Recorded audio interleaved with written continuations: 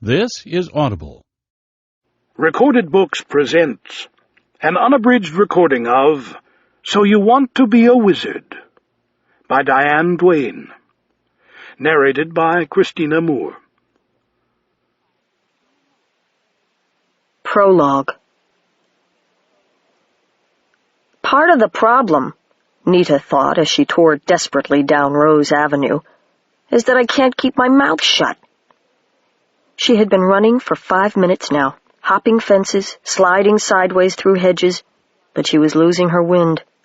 Some ways behind her she could hear Joanne and Glenda and the rest of them pounding along in pursuit, threatening to replace her latest, now fading black eye.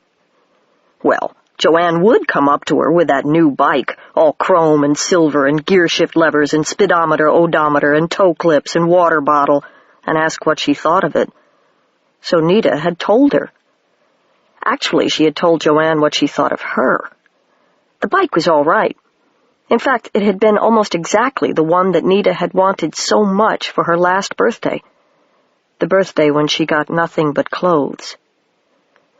Life can be really rotten sometimes, Nita thought. She wasn't really so irritated about that at the moment, however. Running away from a beating was taking up most of her attention. "Callahan," came a yell from behind her. "I'm going to pound you up and mail you home in bottles." I wonder how many bottles it'll take, Nita thought, without much humor. She couldn't afford to laugh. With their bikes, they'd catch up to her pretty quickly. And then... She tried not to think of the scene there would be later at home. Her father raising hands and eyes to the ceiling, wondering loudly enough for the whole house to hear, "Why didn't you hit them back?" Her sister making belligerent noises over her new battle scars. Her mother shaking her head, looking away silently, because she understood. It was her sad look that would hurt Nita more than the bruises and scrapes and swollen face would. Her mom would shake her head and clean the hurts up, and sigh. Crud, Nita thought. The breath was coming hard to her now. She was going to have to try to hide, to wait them out. But where? Most of the people around here didn't want kids running through their yards. There was old crazy Swale's house with its big landscaped yard, but the rumors among the neighborhood kids said that weird things happened in there. Nita herself had noticed that the guy didn't go to work like normal people. Better to get beat up again than go in there. But where can I hide?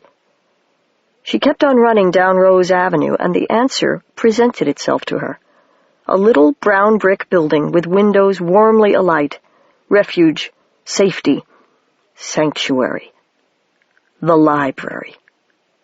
It's open. It's open. I forgot it was open late on Saturday. Oh, thank heaven! The sight of it gave Nita a new burst of energy. She cut across its tidy lawn, loped up the walk, took the 5 stairs to the porch in 2 jumps, bumped open the front door, and closed it behind her. A little too loudly. The library had been a private home once, and it hadn't lost the look of one despite the crowding of all its rooms with bookshelves. The walls were paneled in mahogany and oak, and the place smelled warm and brown and booky. At the thump of the door, Mrs. Lesser, the weekend librarian, glanced up from her desk, about to say something sharp. Then she saw who was standing there, and how hard she was breathing. Mrs. Lesser frowned at Nita, and then grinned. She didn't miss much. "There's no one downstairs," she said, nodding at the door that led to the children's library in the single big basement room. "Keep quiet and I'll get rid of them." "Thanks," Nita said, and went thumping down the cement stairs. As she reached the bottom, she heard the bump and squeak of the front door opening again.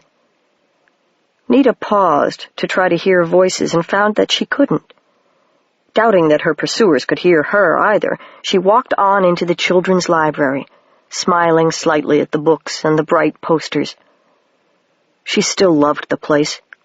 She loved any library, big or little. There was something about all that knowledge, all those facts waiting patiently to be found, that never failed to give her a shiver. When friends couldn't be found, the books were always waiting with something new to tell. Life that was getting too much the same could be shaken up in a few minutes by the picture in a book of some ancient temple newly discovered deep in a rainforest, a fuzzy photo of Uranus with its up-and-down rings, or a prismed picture taken through the faceted eye of a bee. And though she would rather have died than admit it, no respectable 13-year-old ever set foot down there. She still loved the children's library, too. Nita had gone through every book in the place when she was younger, reading everything in sight. Fiction and non-fiction alike, fairy tales, science books, horse stories, dog stories, music books, art books, even the encyclopedias. "Bookworm," she heard the old jeering voices go in her head. "Four eyes, smart ass, hide in the house and read. Walking encyclopedia, think you're so hot." "No," she remembered herself answering once. "I just like to find things out." And she sighed, feeling rueful. That time she had found out about being punched in the stomach. She strolled between shelves, looking at titles, smiling as she met old friends. Books she had read 3 times or 5 times or a dozen. Just a title or an author's name would be enough to summon up happy images. Strange creatures like phoenixes and samiads, moving under smoky London daylight of 100 years before, in company with groups of bemused children. Starships and new worlds, and the limitless vistas of interstellar night. Outer space challenged but never conquered. Princesses in silver and golden dresses, princes and heroes carrying swords like sharpened lines of light. Monsters rising out of weedy tarns, wild creatures that talked and tricked one another. I used to think the world would be like that when I got older. Wonderful all the time, exciting, happy, instead of the way it is. Something stopped Nita's hand as it ran along the bookshelf. She looked and found that one of the books, a little library-bound volume in shiny red buckram, had a loose thread at the top of its spine, on which her finger had caught. She pulled the finger free, glanced at the title. It was one of those "So You Want to Be a" books, a series on careers. So You Want to Be a Pilot there had been, and So You Want to Be a Scientist, a nurse, a writer.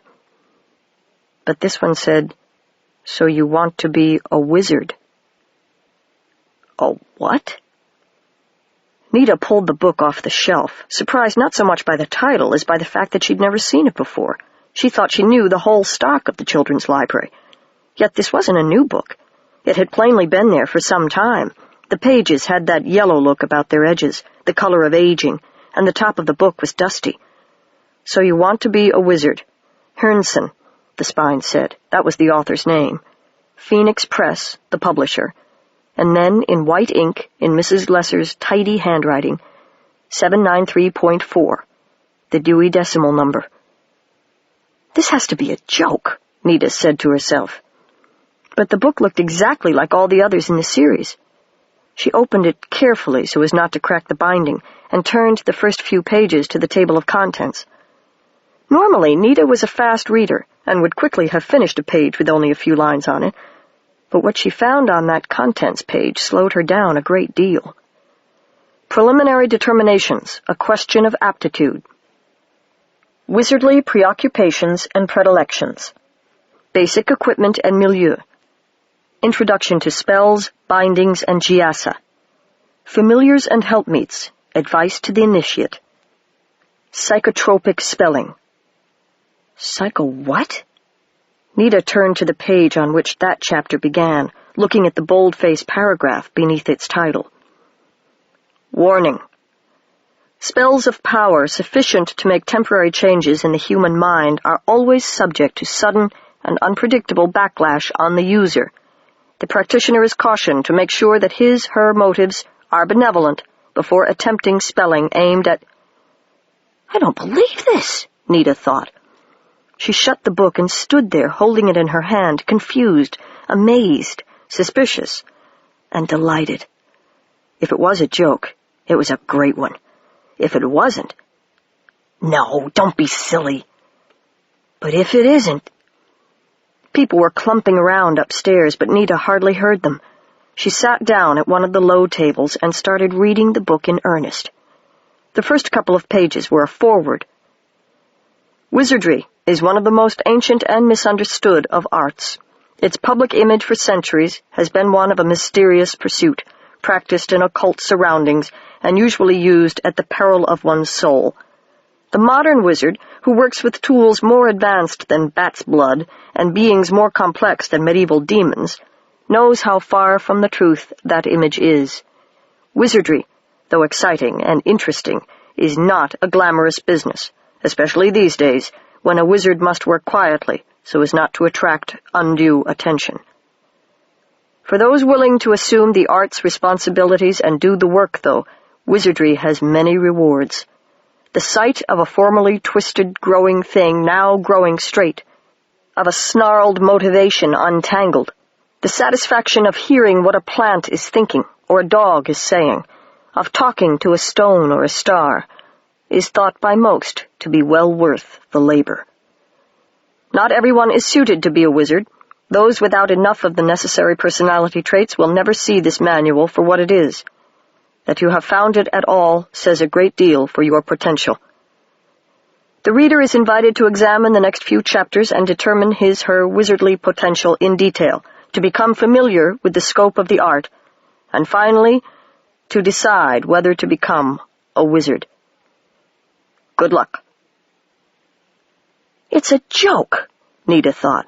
Really? And to her own amazement, she wouldn't believe herself. She was too fascinated. She turned to the next chapter. Preliminary determinations. An aptitude for wizardry requires more than just the desire to practice the art. There are certain inborn tendencies, and some acquired ones, that enable a person to become a wizard. This chapter will list some of the better documented of wizardly characteristics. Please bear in mind that it isn't necessary to possess all the qualities listed, or even most of them.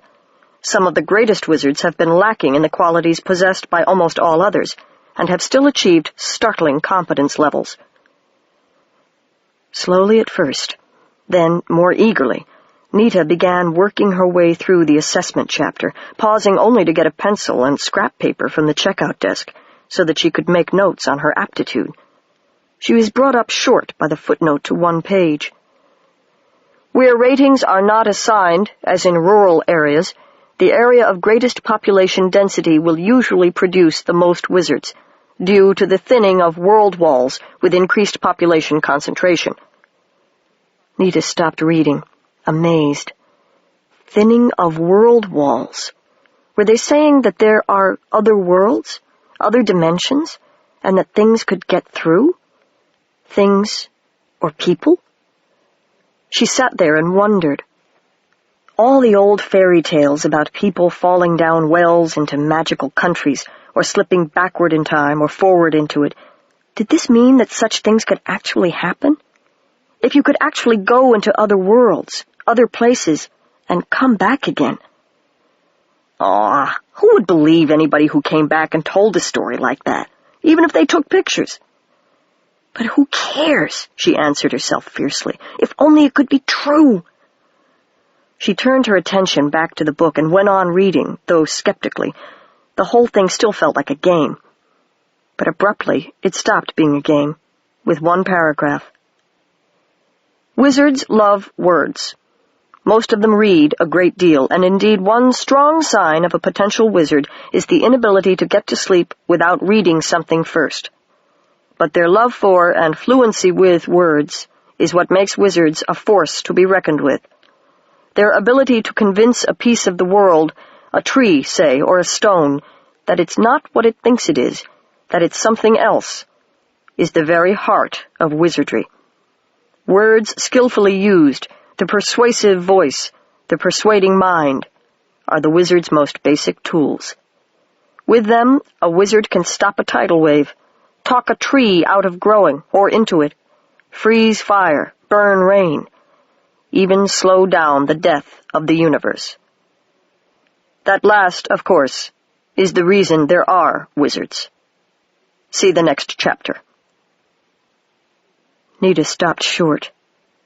The universe was running down. All the energy in it was slowly being used up. She knew that from studying astronomy. The process was called entropy. But she'd never heard anyone talk about slowing it down before.